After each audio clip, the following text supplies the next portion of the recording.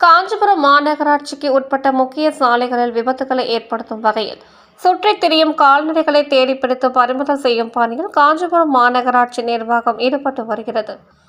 கால்நடைகளை பிடிக்க வருவாய்த்துறை, கால்நடைத்துறை, காவல்துறை, சமூக ஆர்வலர்கள் மற்றும் மாநகராட்சி ஊழியர்கள் உள்ளிட்டோர் கொண்ட குழு அமைக்கப்பட்டது.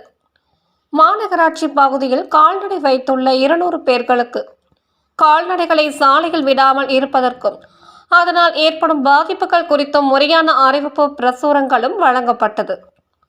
இந்நிலையில் கிழக்கு ராஜ வீதி, காமாட்சி அம்மன் சன்னதி வீதி, பஞ்சகோட்டி தெரு உள்ளிட்ட பல்வேறு பகுதிகளில் சுற்றித் திரிந்த கால்நடைகளை மாநகராட்சி ஊழியர்கள் தேடிப்பிடித்து கால்நடைகளை பறிமுதல் செய்தனர்.